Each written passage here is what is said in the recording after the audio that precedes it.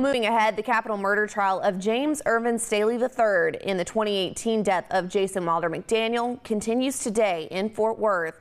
Our digital reporter Josh Hoggard joins us now from Fort Worth with a recap of who took the stand yesterday and what we can expect today. Josh? Good morning, Texoma. We are here in the heart of downtown Fort Worth at the Tim Curry Criminal Justice Center, where day 2 of the capital murder trial of James Irvin Staley III is set to get underway in just a couple of hours. Now to recap, Wichita County District Attorney John Gillespie read the indictment to the jury, and Staley said in full voice, quote, "Members of the jury, I am not guilty." During opening statements, the state laid out their case in chief, which involved the history of Staley's relationship with Wilder's mother, Amber McDaniel, and the development by Staley of negative feelings toward Wilder McDaniel, ultimately culminating in a video clip that was taken from Staley's computer of Staley slapping Wilder as hard as he could while he was asleep and then hiding behind the couch. Now, the defense, they countered during their opening statement, alleging that the state would have a great argument if it were at all accurate.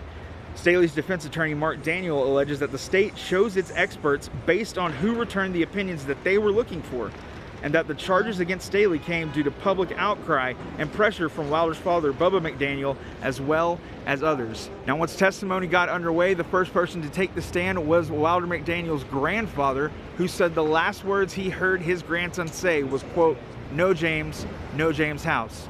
Then several members of the Wichita Falls Police Department who responded to the scene also testified, as well as a crime scene technician who took over 1,300 photos over the course of the investigation.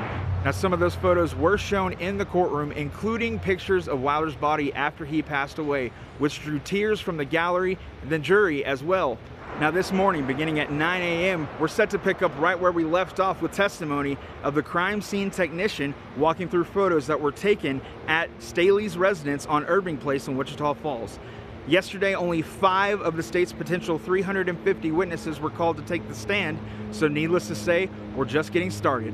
From the Tim Curry Criminal Justice Center in downtown Fort Worth, I'm Josh Hoggard, KFDX 3 News. All right, Josh, a lot of information there that we will take in. Thanks so much.